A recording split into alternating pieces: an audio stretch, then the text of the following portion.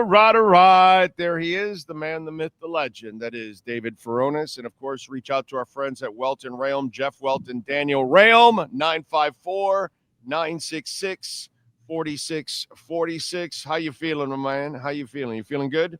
I'm feeling good. It's a Friday, and we are 1 down, 17 to go on weeks in this NFL regular season covering the Miami Dolphins. So where are you at now with this season? Are you with some of the people like, well, it's not over yet. They still have a chance. And so if I had to put David Furones' life on the line right now and say, yeah, life on the line. Your life is on the line. Will the Dolphins make the playoffs? Will the Dolphins make the playoffs? All right. I will go no there if my life is on the line. Okay. All right. That's all. All right. So let me ask you something.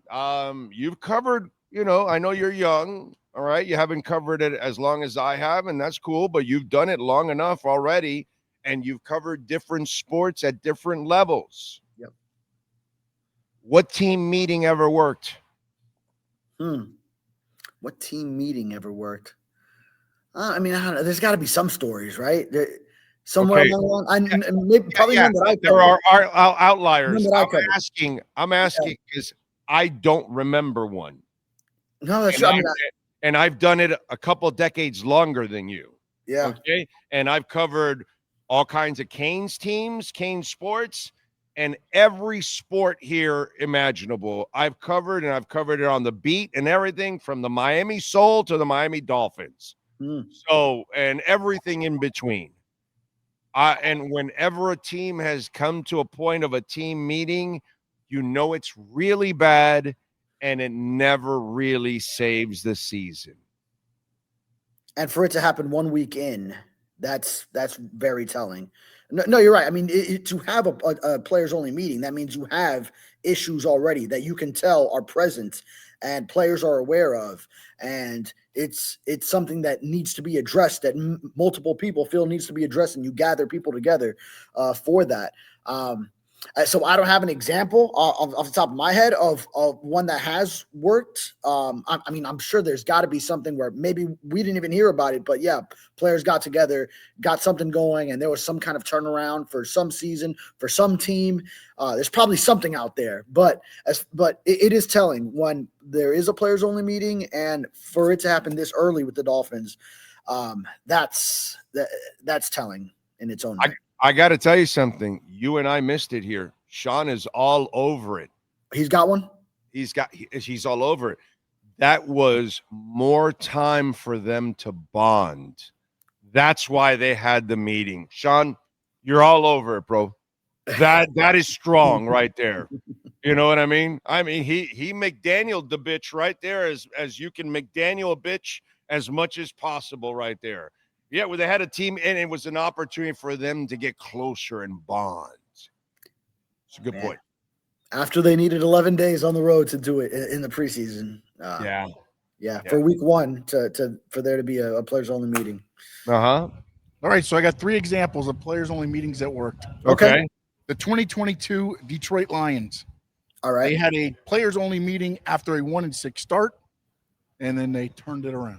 Okay. Oh, yeah. The Dolphins played them right as I was changing.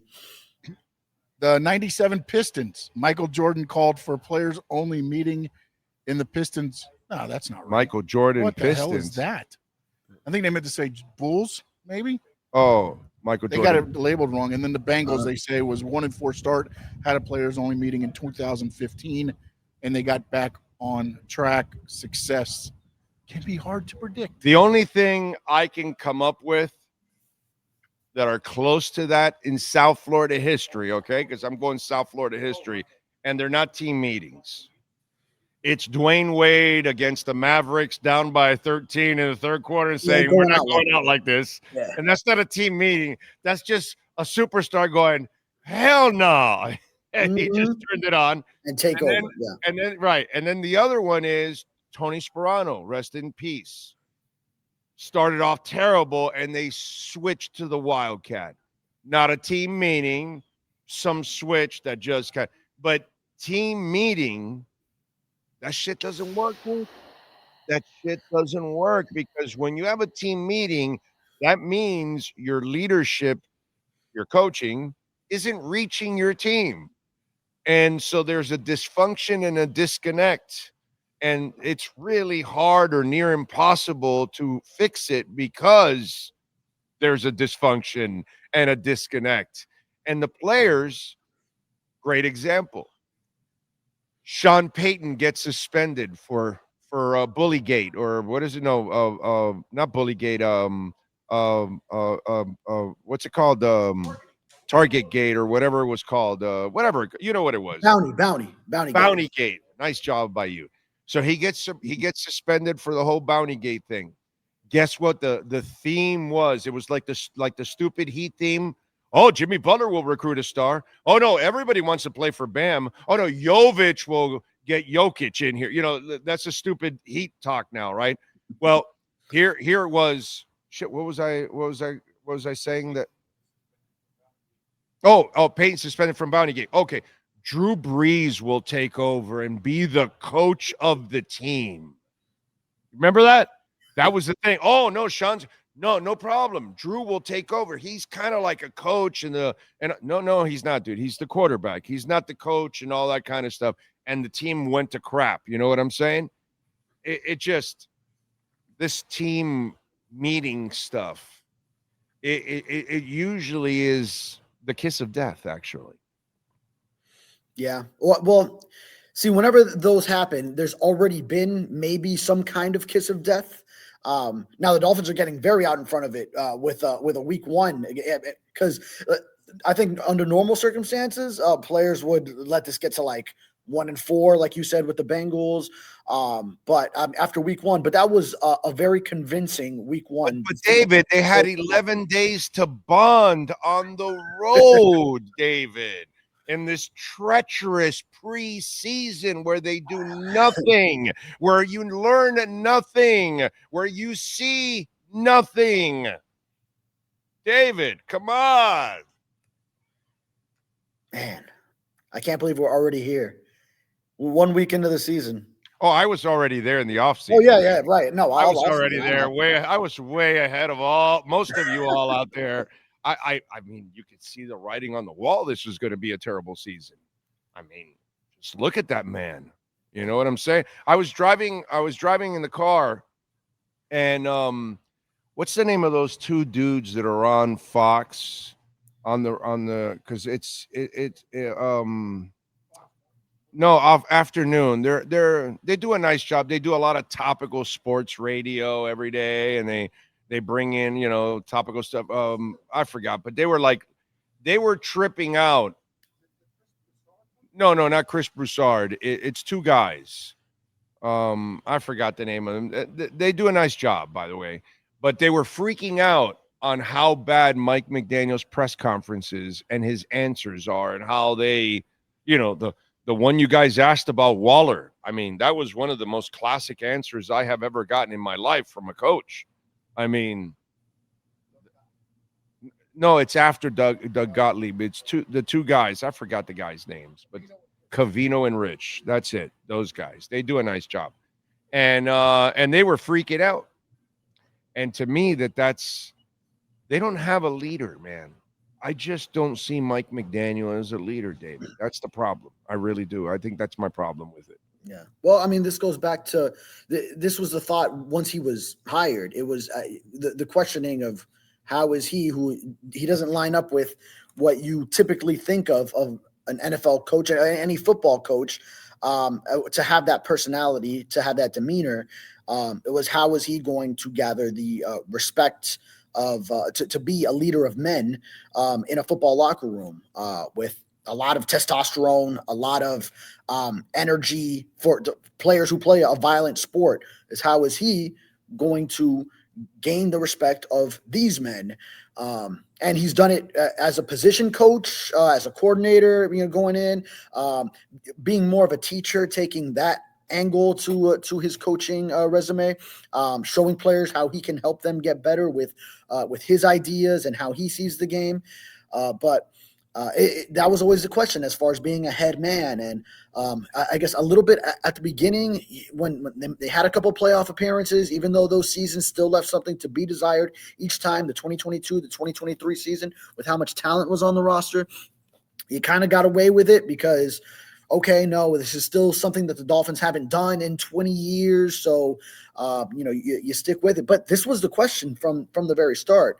And I think now, once adversity really hits, like last year, 8-9, starting 2-6, and then this year already 0-1, and it's the worst week 1 defeat of any team in the NFL, then this is when it really gets real as far as revealing, like, what is he going to do? Is he going to just go about things the same way? And are players going to really respect that, even whatever they say publicly, but deep down, are they really feeling that? Or is something going to change? And right now it's just hard pressed to see it going well, even though once we get to prediction time, I'm still believing the Dolphins will win this home opener against the Patriots in the 1 p.m. heat on Sunday. But we'll get to that. So let me ask you something, because I didn't believe in the slip and slide. I didn't believe in telling me that the 11 days of preseason football is going to bond you when there's zero adversity in those moments or any of that.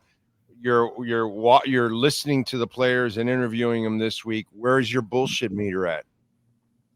Did you believe? Do you believe that they believe what they said, or do you not believe that they believe what they said? I'm feeling there is a chance, and it's going to take seeing what they do this Sunday at home against the Patriots.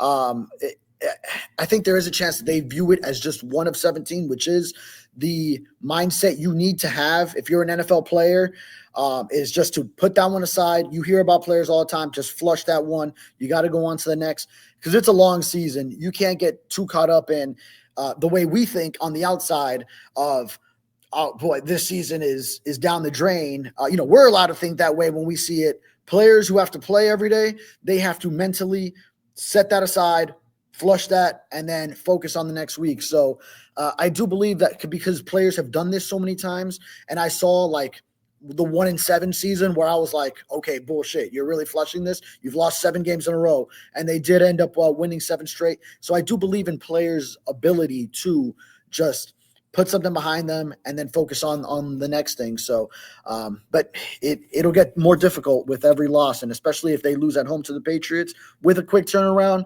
then that could lead to some big ramifications for leadership with this organization. What convinces you that Mike McDaniel will change? Because, you wanted to see a dedication to the running game, and it wasn't, the interesting part about the game last week, it wasn't like they didn't have success. They actually had success running the football. They just didn't actually stick with it. And that's the problem. When they had gains of 9, 6, 3, 15, 9, and 7. And then they had a couple of scrambles from the quarterback, which obviously those are going to be bad. But they never stuck to the run. They did not get other people involved. They made, like in the postgame show, the in cut in the middle of the field with a fullback. Bro, who calls that? Yeah. Who calls that? How stupid of a coach can you be to call that kind of a play, an unathletic player out in the middle of the field to fight for a football? That was the one turnover that did not happen, right, that I would have not blamed Tua for. You know that? That was the one. All the other ones I blame Tua. But that's the one that I was ready to give Tua a break on, that, because I'm like, how do you win with that?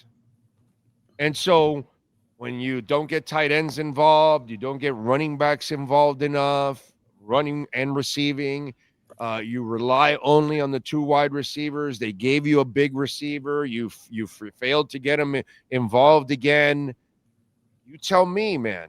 And this is a common occurrence with this man over time. What makes you think it's going to change? Yeah, no, I mean, his answer to abandoning the run is that the game gets away. There were turnovers. We were talking about it. It's still too early at that point when it's even 17-0 early in the second. You still have a lot of game time. Like, you don't have to completely change your game plan at that point in time. Then again, I mean, the possessions were just too short to begin with. And then if you don't run the ball, of course they're going to be short. They were turning it over in the passing game. So that's what happens. The run game helps you avoid turnovers and limit turnovers because it's a low risk play, while you can set a tone for physicality and then also open things up once you make the defense respect the run game to then open up the passing game. So, but I mean, the Colts made it clear is that they're not going to go respect the run, and especially as they built a lead, then it made it more so. It just pushed it more onto that side of the spectrum. Like, the Dolphins were going to pass, and then that's when the defense. That's the favorite thing that defenders like is playing with a lead. An offense becomes one-dimensional. The pass rushers pin their ears back and bring the pressure. The DBs know that the pass rushers are going, so they don't have to be in coverage that long. They can go jump on routes and look for interceptions. So that's the favorite thing for a defense, and you played right into their hands. Injury-wise, obviously the right side of the line is going to be out, so I would imagine it's Larry Borom and Keon Smith. Yeah. Just out of curiosity, why isn't it Kendall Lamb? Yeah, I mean, he just came back with the team. Now, he's been with the Dolphins and this offensive coaching staff for so long. He had those, and he excels more. He excels more at right than he does left. Or was it the other way around? I think it's the other way around, isn't it? Isn't he a better right tackle than left tackle? Shit, he's played both. He's played both. Yeah. But I think he's a better right tackle than he is a left tackle. That's just me. But go ahead. But either way, no, yeah. Now I'm better than Larry Borom. Mm-hmm. And so look it up again. But yeah, I'm just wondering. Like, either way, I don't care. I'd rather have him out there than Larry Borom. I'm just wondering, is there something going on with Kendall Lamb? Because he didn't make a roster, and then he comes here, and he was clearly the third best tackle on the team before he left. And so now he comes back, and he's the fourth best tackle? Or are we just giving Larry Borom the respect because he's been here all of camp? And that's the part that I don't – again, I don't hold it against you because in practice you don't see enough, okay? Oh, yeah. Once we get to you guys can't get any read in I never saw Kendall Lamb because we watched the training camp practices in full. Kendall Lamb was with Philly, and then Kendall Lamb joined after. So once practices are very limited and we can't really see what. No, and Trader wasn't even playing much in practice. And look at him, it's just like, bro, the preseason's a joke. Training camp's a joke.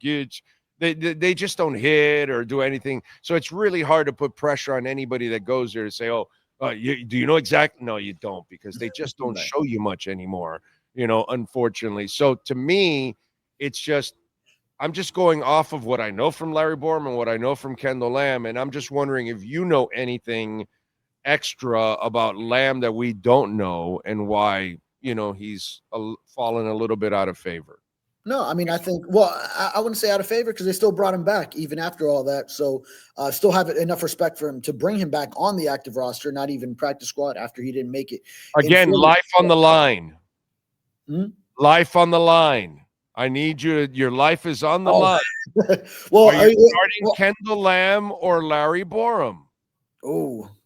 Your life is on the line. Your life is on the line. Without seeing Kendall Lamb. Because I think for Kendall Lamb, I'm out on the Lamb. For Kendall Lamb, I think the back issues still might be hindering him from last year, and he's just another year older. So that's the thing. Larry Borom plays like he has back issues. Yeah. I know. Yeah. I mean, I'm just saying. I don't know, bro. I'm just saying. Chat board out there, everybody watching, your lives are on the line. All 165 of you, your lives are on the line. Kendall Lamb or Larry Borom? Yeah, man. I mean, I'd go with Kendall Lamb, but I know I'm risking it because he's another year older and he's got the back issues. But you're right. I mean, I also know what Larry Borom is from watching him all preseason. Yeah, but I mean, I would ride with Lamb. I would ride with Lamb. with Was what I know. Larry Borum the right tackle that when they just sideswiped Tua, was he already in there at that point, or was Austin still in Oh, there? no, Austin. No, because Austin Jackson got hurt very late in the game. Okay. All right. Larry Borum took the final 10 snaps. But yeah, it was Austin Jackson that missed that one on the right side. All right. Well, we got a Larry Bird. We Oh, got a Larry Bird. Lamb. We got a Lamb. So we only got only 2 people are willing to put their lives on the line. See, that's the problem. I put life on the line, and they're not. They're running scared there. You know, our fans are like our team. They run scared. I mean, we don't have to go to those extremes, Big O. Life on the line. That's twice in one show. That's it, because I need to know the tooth from you. You know, I got to have the tooth. And Horn Dog says, "Oh, I'm going steak over lamb." Okay. Let's see. Good morning. Tony Zags is going lamb. Daryl Bentley's going lamb. Okay, so we're getting some people that are gonna put. Dougie Fresh says life on the line. A Dairy Queen dog. Yeah, no. I'll take that. I'll take that instead of a Dairy Queen hot dog. Although it might be a Harry Queen hot dog by the time you're done with it. Yeah. Anyway, all right. So we've got the right side of the line out. What else do we know injury-wise that is not good for this game on Sunday?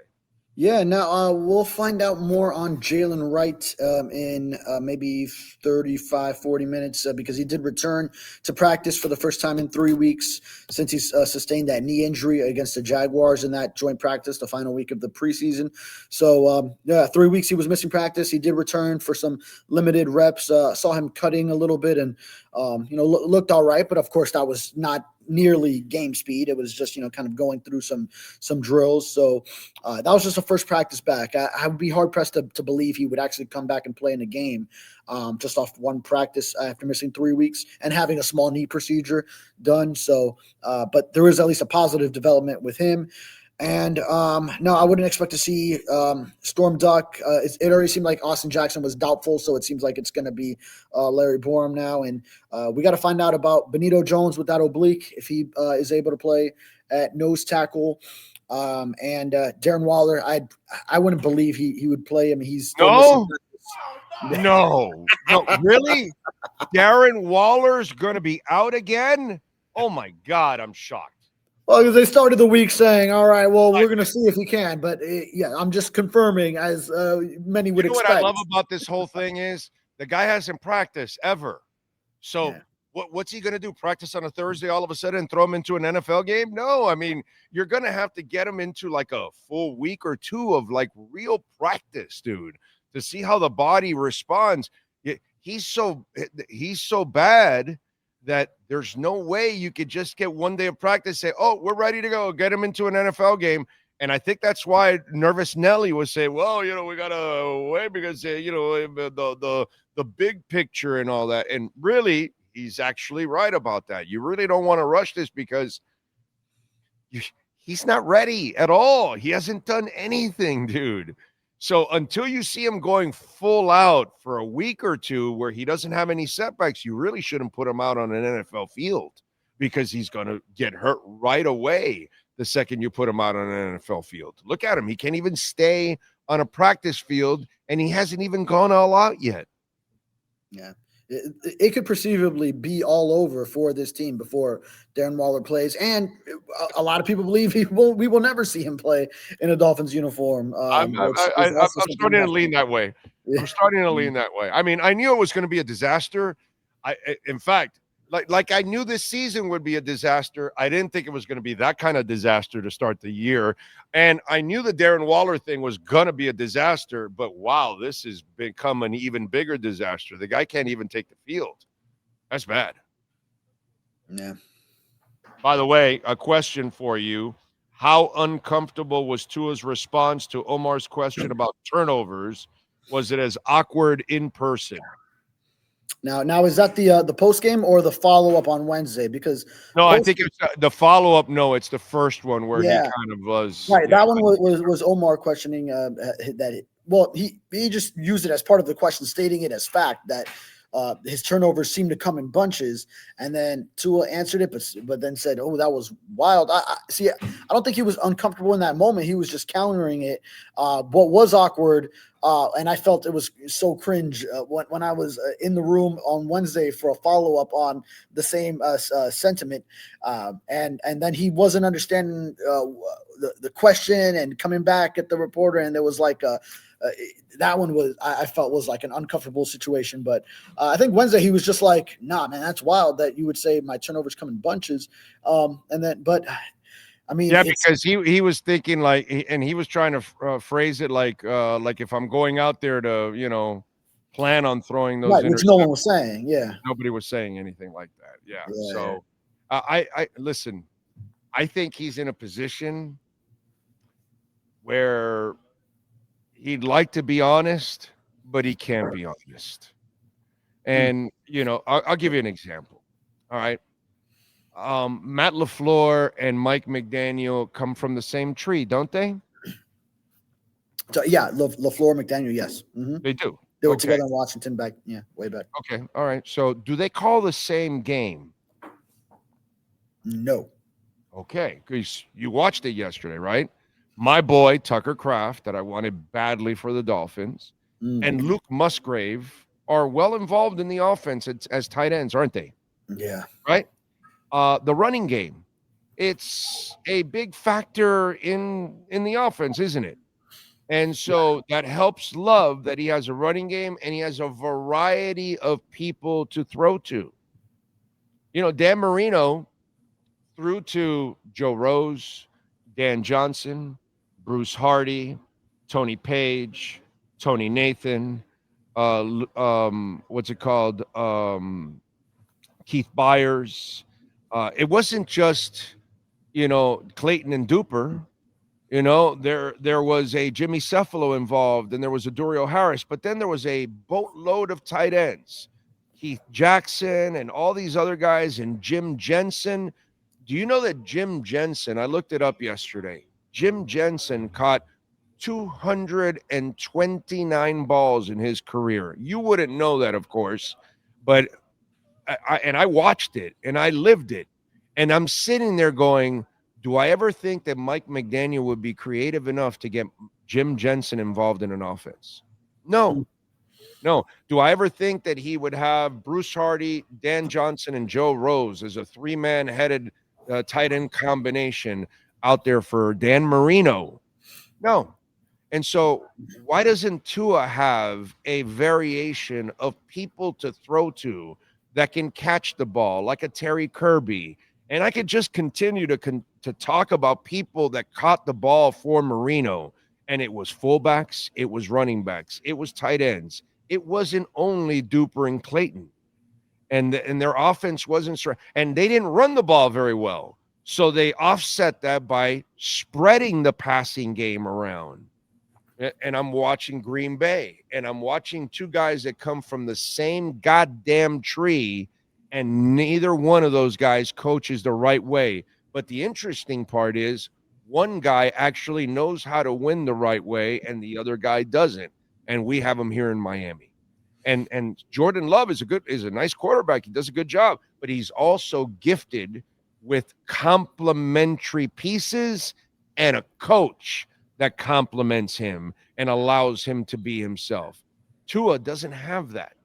And so Tua sits there and he would love to really point fingers and say, dude, my coach can't get my plays in on time. I don't have an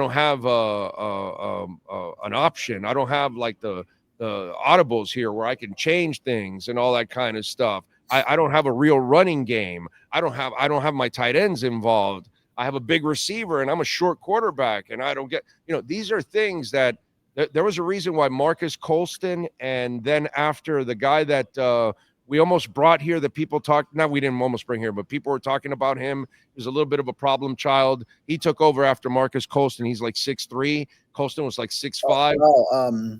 Michael Thomas. Michael Thomas. And so 6'3" and 6'5". Drew Brees is short, right? So besides Shockey and all the other tight ends they had, he complimented him that way. Do you see any of that I just explained to you from Shula, from the Green Bay Packers and from Drew Brees. Do you see any of that here? Just wondering. See, they had a guy in Jonnu Smith last year.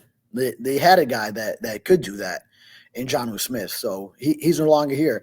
As we stand here, week 1 against the Colts, it's Julian Hill and Tanner Connor as your available tight ends. And you thought Malik Washington could get involved. They didn't get him involved in week 1. And we saw what that could look like in the preseason. We know Achane can catch the ball out of the backfield, and he did on Sunday. He caught a touchdown late, a great effort. And no Ollie Gordon. So keep telling me all the things they didn't do. Go ahead. Yeah, right. And they didn't get Ollie Gordon involved. So, I mean, his first carry was in the second half. In my prop bets file in the Sun Sentinel, I took Ollie Gordon plus 5 rushing yards in the first quarter because I thought they would get the running game involved and going early, sustain some drives where they were using Achane and Gordon. I was like, okay, yeah, Ollie Gordon's going to get some early carries. And then I looked like an idiot because they didn't, because his first carry came in the second half.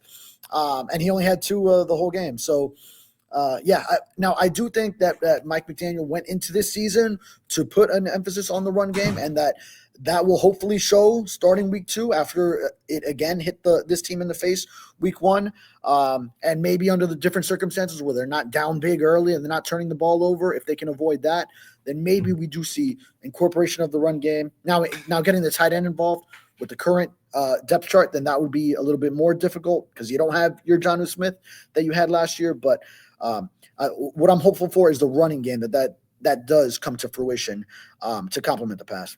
And they're playing a better run defense who limited the Raiders to 56 yards last week. So good luck with that one. Yeah. Good luck with that one. All right, what's the prediction before I let you go? I do have Dolphins 23, Patriots 20 on Sunday. So they get to 1-1 before the short week in Buffalo. The masochistic reporter for the Miami Dolphins and the South Florida Sun Sentinel is David Furones. He loves his S&M. There's no doubt about that, picking the Miami Dolphins. Follow him on Twitter at @DavidFurones_. Catch his work there at the South Florida Sun Sentinel. David, we will talk after a painful postgame.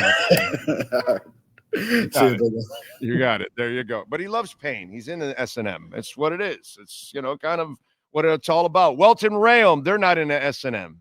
But if somebody hurts you along the way, you can go after them by hiring Jeff Welt and Daniel Rheaume.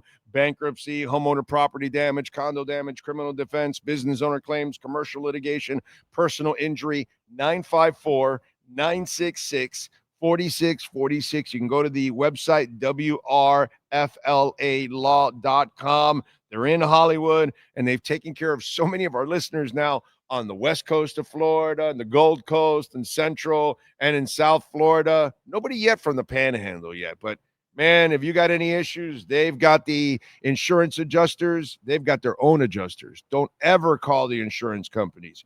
You call Welt Rheaume first, and then they attack the insurance company on your behalf. You'll never deal with the insurance company again. 954-966-4646.